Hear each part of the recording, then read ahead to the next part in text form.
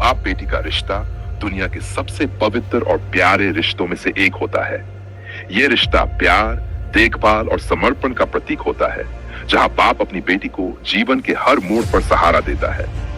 इस कहानी में हम एक ऐसे पिता और उसकी बेटी की बात करेंगे जिनकी जिंदगी संघर्ष और चुनौतियों से भरी थी, लेकिन उन्होंने साथ मिलकर हर कठिनाई का सामना किया।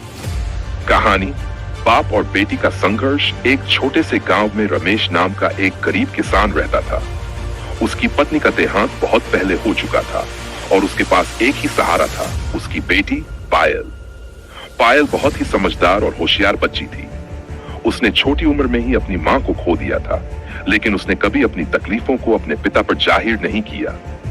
वह जानती थी कि उसके पिता के पास उसे खुश रखने के लिए बहुत साधन नहीं थे, लेकिन उन्होंने हमेशा उसे प्यार और दुलार से पाला।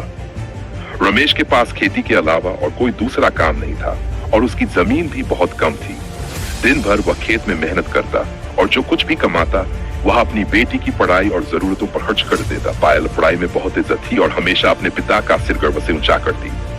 वह जानती थी कि उसके पिता ने कितनी कुर्बानियां ताकि वह पढ़ सके। शिक्षा और संघर्ष पायल का ताकि वह बड़ी होकर एक डॉक्टर बने और अपने पिता की जिंदगी को बेहतर बनाए। लेकिन गांव की सीमित सुविधाओं और आर्थिक तंगी के कारण यह सपना पूरा करना आसान नहीं था। रमेश ने अपनी बेटी की पढ़ाई के लिए हर मुमकिन कोशिश, लेकिन कभी कभी हालात इतने खराब हो जाते थे कि उन्हें अपनी जमीन को भी गिरवी रखना पड़ता था। पायल को अपने पिता की हालत का अंदाजा था, इसलिए वह भी अपनी पढ़ाई के साथ साथ घर के कामों में मदद करती। उसने गांव के बच्चों को ट्यूशन पढ़ाना शुरू कर दिया ताकि अपने पिता का हाथ बौटा सके। रमेश अपनी बेटी की मेहनत को देखकर बहुत गर्व महसूस करता, लेकिन उसे यह भी दुख होता कि उसकी बेटी को इतनी छोटी उम्र में इतनी जिम्मेदारियां उठानी पड़ रही हैं। उम्मीद की किरण। एक दिन पायल ने डॉक्टर बनने के लिए एक स्कॉलरशिप परीक्षा दी।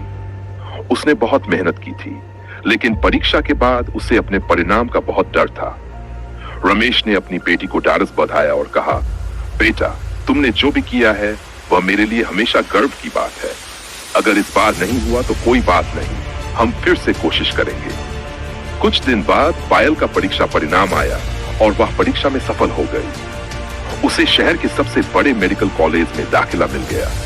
यह खबर सुनकर रमेश की आंखों में खुशी के आंसू थे। उसकी सारी मेहनत रंग लाई थी और उसकी बेटी का सपना अब सच होने वाला था। त्याग और समर्पण। रमेश ने अपनी सारी बचत बेटी की पढ़ाई में लगा दी। उसने अपने स्वास्थ्य की भी परवाह नहीं की, क्योंकि उसके लिए सबसे बड़ी प्राथमिकता उसकी बेटी थी।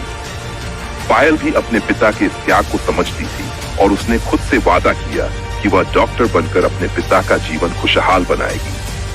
शहर में रहकर पढ़ाई करना आसान नहीं था। पायल को हर दिन नई चुनौतियों का सामना करना पड़ता था, लेकिन उसके पिता का विश्वास और प्यार उसे हमेशा हिम्मत देता। रमेश भी गांव में अकेले रहते हुए अपनी बेटी की कामयाबी की कहानियां सुनकर संतुष्ट रहता।